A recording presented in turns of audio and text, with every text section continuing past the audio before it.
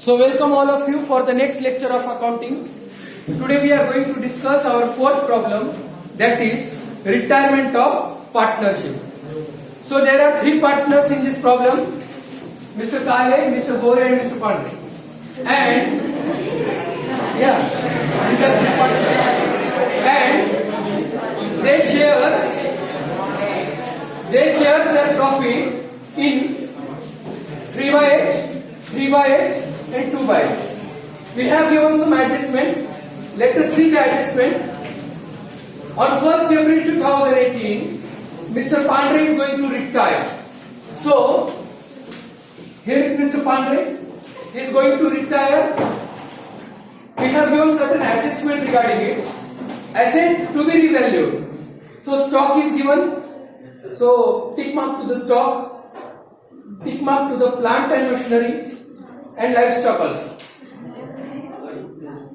Plant and machinery and livestock. Livestock means whatever the like buffaloes,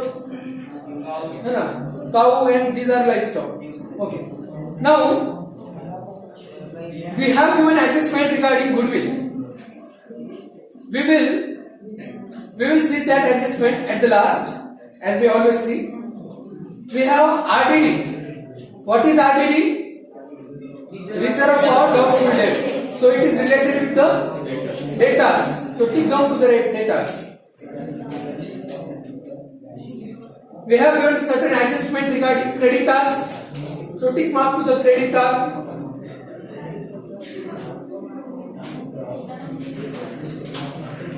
The amount payable. लक्ष द्या. Amount payable to Mr. Pandey to be transferred to his loan account means the settlement is not in a cash, it is in loan. काही वेळा partly cash मध्ये, काही वेळा partly loan मध्ये, काही वेळा कंप्लीट कॅश मध्ये आणि इथं कंप्लीट लोन मध्ये सेटलमेंट. ठीक आहे, बोलू नका. Now we have to prepare adjustment account, partners capital account and balance sheet. Let us see the balance sheet given to us and then we will go for that. Now capital account, किती है capital? 11,000, 15,000 and 8,000 है ना. So we have given capital, that is partners capital. So write down by balance, write down 11,000, 15,000, 8,000. Next, creditors. We have adjustment of creditors now. काय दिलेली adjustment? काय दिलेली adjustment?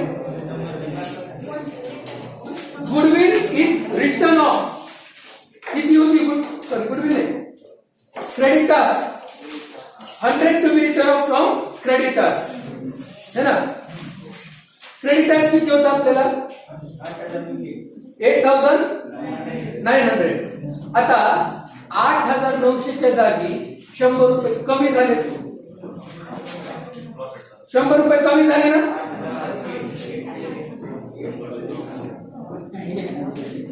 So बघा, creditor येतो बॅलन्स शीटच्या liability साइडला. किती आहे सगळे क्रेडिटर्स? 8,900. रिटर्न ऑफ केले, कमी करा म्हणताय. किती रुपये? लेस रिटर्न ऑफ -100. आज लायबिलिटी किती आहे? 8,800. 100 रुपयाचा फायदा झाला ना. Debit all expenses, credit all incomes. म्हणून इन्कम झालाय आपला, फायदा झालाय है ना. गेन झालाय आपला, इन्कम पण नाही, गेन झालाय बाय क्रेडिटर्स अकाउंट. 100 मायनस का केलं?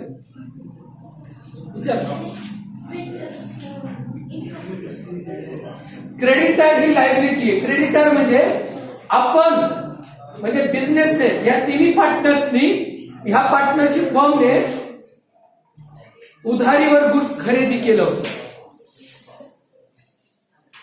कळतंय का? तिन्ही पार्टनरने काय केलं होतं, उधारीवर गुड्स खरेदी केलं होतं आणि त्यांची लायबिलिटी 8,900 रुपये होती. आता रिटर्न ऑफ केलंय म्हणजे 100 रुपये कमी झालेत. आज लायबिलिटी किती आहे? 100 रुपये. काय झालं, वाचले ना, म्हणून. कळलं का? लक्षात आलं? नेक्स्ट, बिल्स पेएबल दिले का काही बिल्स पेएबल वर? नाही ना, आपण टिक केलेलं नाहीये. ह्याचा अर्थ बिल्स पेएबल वर कोणतीही अमाऊंट द्यायची राहिली नाहीये. बिल्स पेएबल हा प्युअरली आपला पेमेंट द्यायचा आहे. किती आहे? 2000.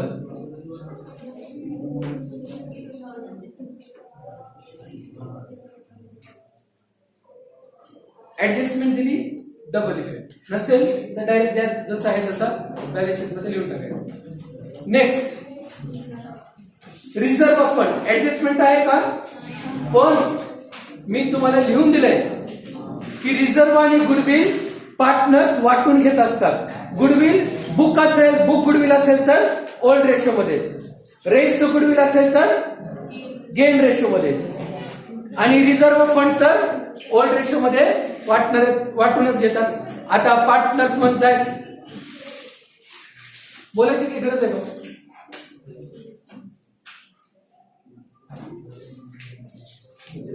परत परत ते सांगावं लागतं का?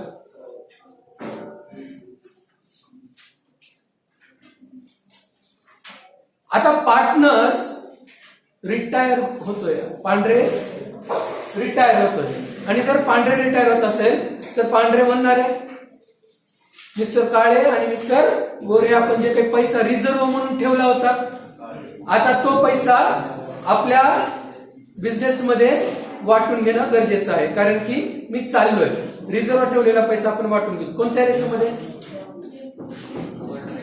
ओल्ड रेशोमध्ये है ना. तर लिहा बाय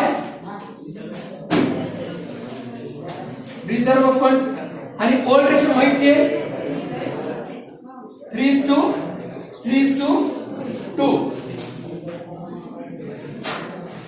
आता मला सांगा रिझर्व्ह फंड किती आहे? 4,000 आहे का?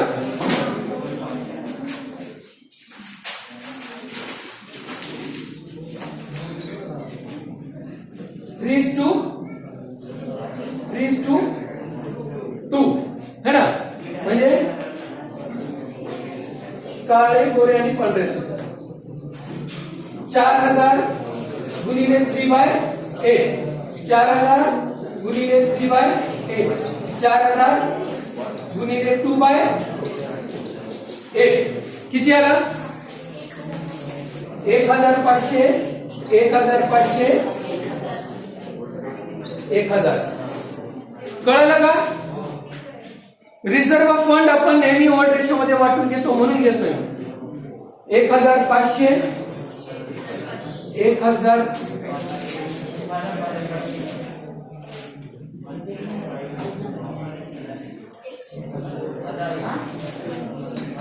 1,000 झाला. रिझर्व्ह फंडचा ऍडजस्टमेंट नव्हता म्हणून डबल इफेक्ट येणार आहे का? काय येणार नाही. अजून एक त्याचं रिझन आहे, रिझर्व्ह फंड होता बॅलन्स शीट मध्ये, वाटून घेतला ना, आज राहिलाच नाही तर बॅलन्स शीट मध्ये कुठून येईल है ना. पार्टनर रिटायर होण्याच्या अगोदरच वाटून घेत आहेत. नेक्स्ट, लायबिलिटी संपते, ऍसेट साइडला येईल. काय म्हणतं? बिल्डिंग दिली आहे का ऍडजस्टमेंट? नाही दिली तर लिहून टाका तशाला तसं. बिल्डिंग 10,000 झाला. अजून काय दिलाय? Plant and machine. ऍडजस्टमेंट आहे का? काय ऍडजस्टमेंट आहे? रिव्हॅल्यू केले. बघा परत लक्षात घ्या, शब्दावर लक्ष द्या. तुम्हाला जे ऍडजस्टमेंट मध्ये सांगितलंय की ऍसेट्स टू बी रिव्हॅल्यूड म्हणले, डेप्रिसिएटेड म्हणलं नाहीये.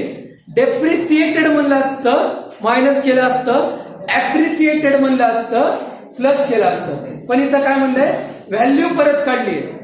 आता मला सांगा प्लांट अँड मशीनची व्हॅल्यू किती होती? 10,000 आधी 10,000 आज रिव्हॅल्यू काढली. आता किती राहिली?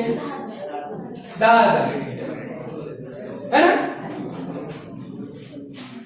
बघा लक्ष द्या, अगोदर 10,700 होती ओल्ड बॅलन्स शीट मध्ये आणि ते म्हणलं की नवीन बॅलन्स शीट मध्ये रिव्हॅल्यू केलं 10,000 रुपये किंमत राहिली.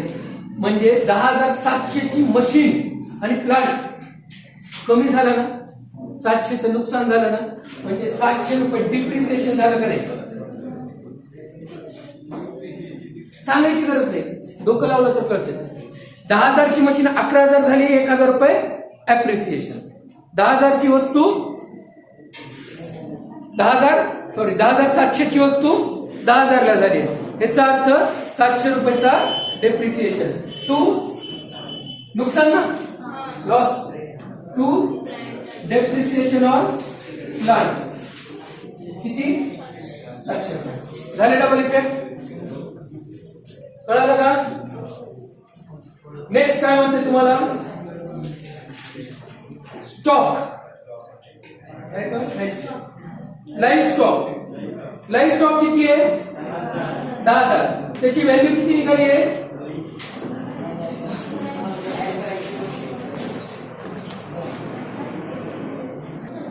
हा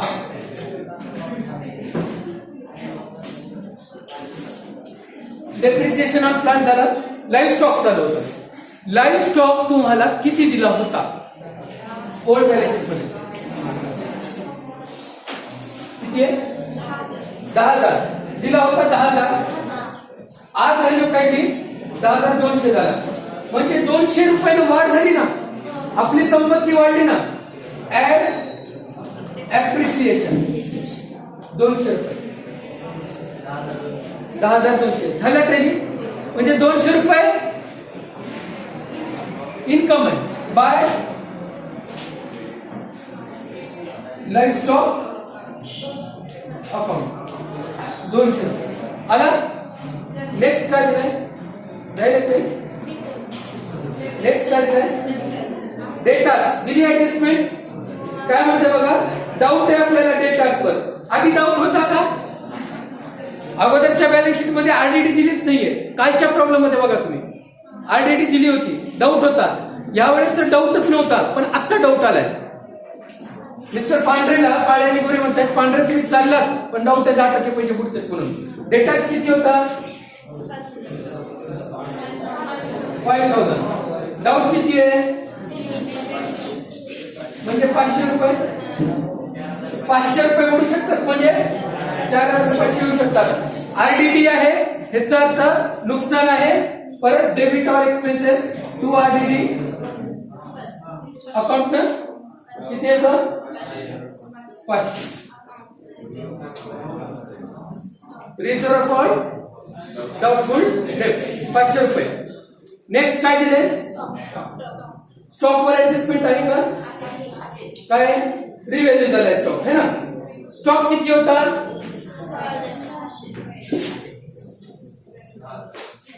स्टॉक होता 6,600. आज किती आहे रिव्हॅल्यू केल्यावर? 6,300 रुपयाने स्टॉक कमी झाला, याचा अर्थ नुकसान झालं. लेस आता आला टेली झाली. आता 300 रुपये नुकसान आहे. टू स्टॉक अकाउंट किती? 300 झाला. बँक किती आहे का? बघा, सगळा सेटलमेंट जो आहे तो लोन म्हणून होणार आहे. कॅशला धक्का लावला का? मग कॅश जेवढा आहे तेवढंच राहणार, म्हणून कॅश किंवा बँक, है ना. बँक किती आहे?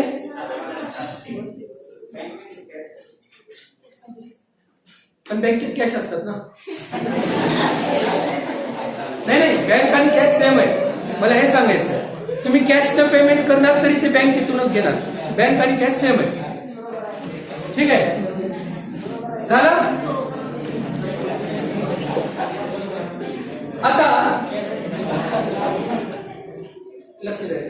आता काय राहिले? काहीच राहिले बघा.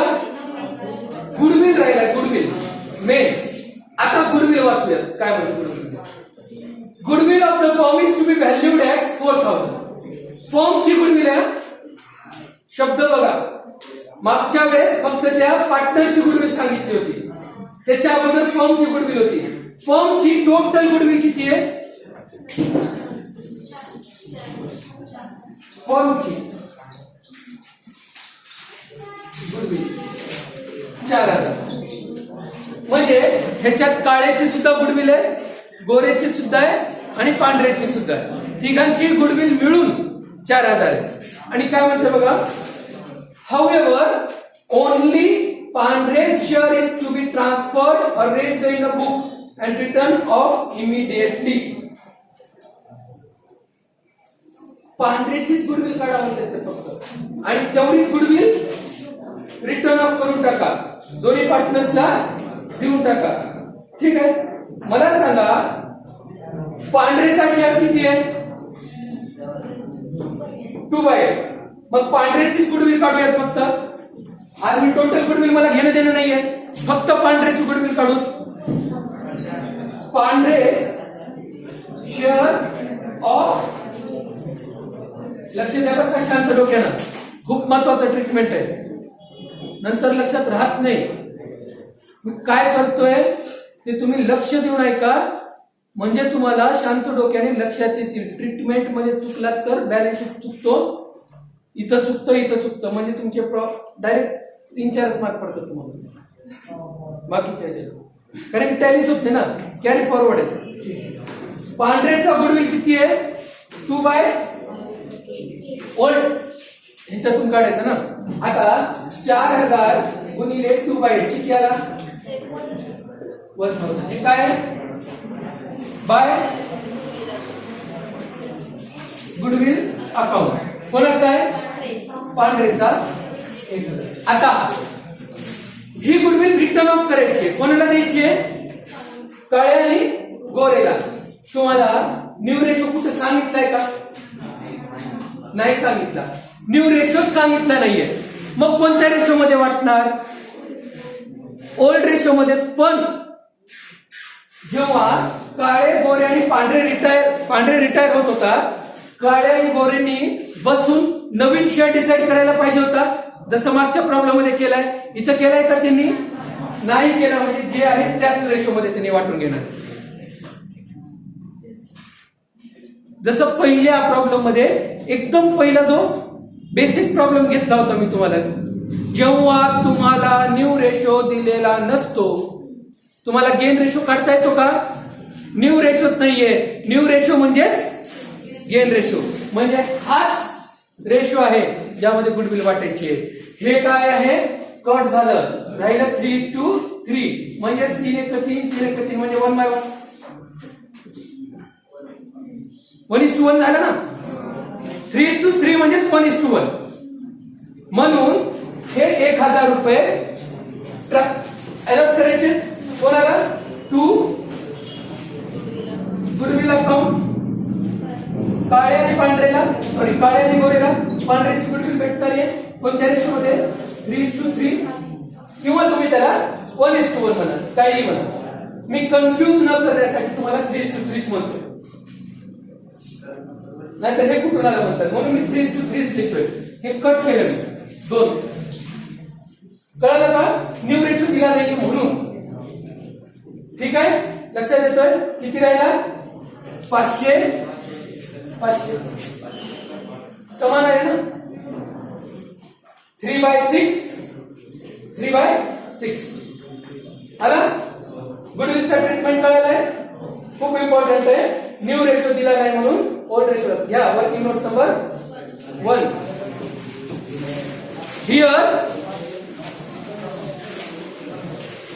Here the total firm's goodwill is ₹4,000. The total firm's goodwill is ₹4,000.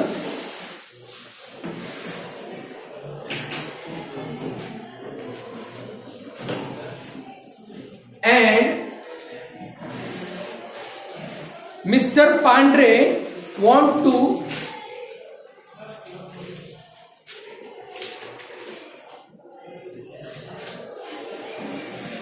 return off his goodwill to Mr. Kale and Mr. Gore. है ना. नेक्स्ट लाइन मध्ये लिहा therefore म्हणजे 3 team. Therefore we will calculate Mr. Pandre's goodwill. Therefore we will calculate Mr. Pandre's goodwill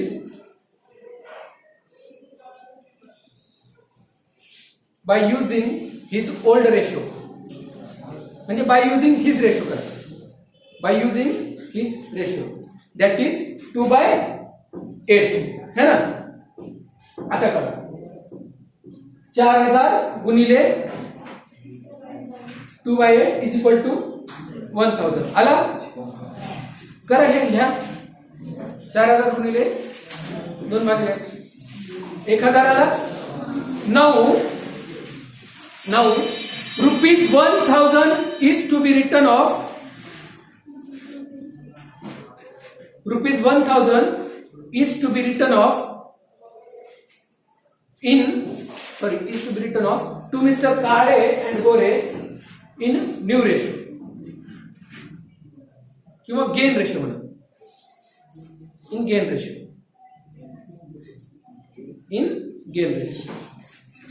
पुढच्या line मध्ये लिहा here new ratio is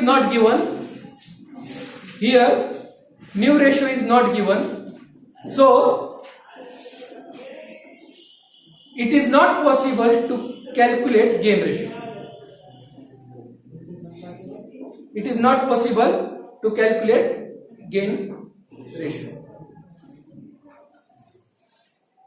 So Mr. Kale and Pandre will share their profit in हे 3:2 करा. 2 ला cancel करा म्हणजे तुम्हाला कळते. राहिलं 3:3 म्हणून 4000 into 3/6 4000 into 3/6 हे काढायचा. याला 500 याला 500 आला. गुडविलचा ट्रीटमेंट झाला. कॅशला धक्का लावायचा नाहीये. आता फक्त अकाउंट क्लोज करायचं राहिलं है ना. करा अकाउंट क्लोज. प्रॉफिट आहे का लॉस आहे सांगा.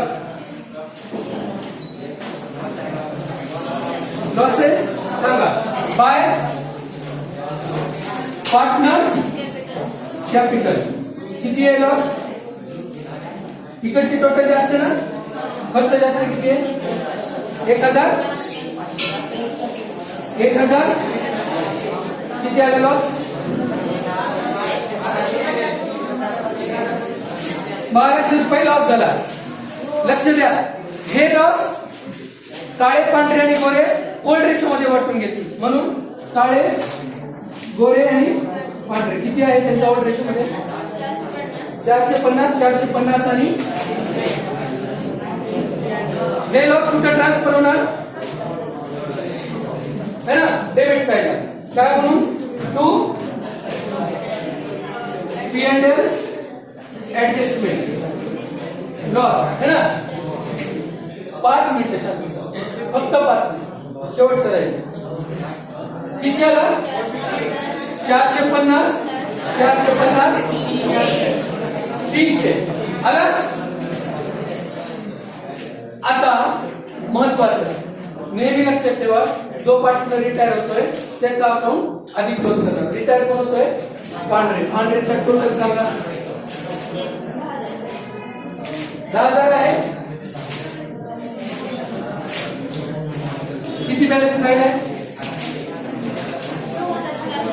9,000. आपण काय म्हणले मिस्टर पांढरे तुमचे पैसे आम्ही तुम्हाला देऊ पण नंतर लोन म्हणून ट्रीट करायचं ना. टू लोन अकाउंट आणि काळे आणि गोरेचं बघा आता किती ह्यांचं तर बॅलन्स कॅरी डाऊन होणार आहे. बॅलन्स शीट मध्ये चालत राहणार आहे. किती आला टोटल 12,500, 12,500, 16,500, 16,000 किती आला? 11,550.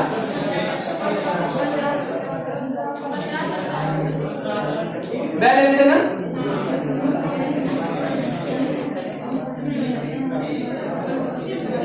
हे बॅलन्सिंग फिगर आहे, काहीच नाही. डायरेक्ट बॅलन्स शीट मध्ये हे बघा,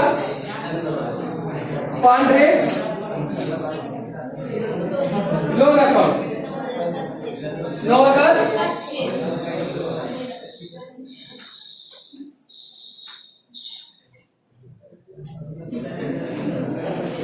पार्टनर्स कॅपिटल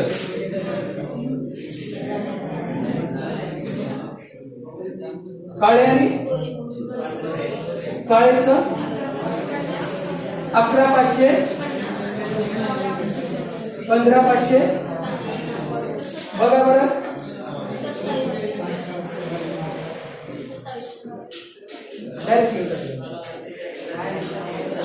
ठीक आहे. काही राहिले का अजून?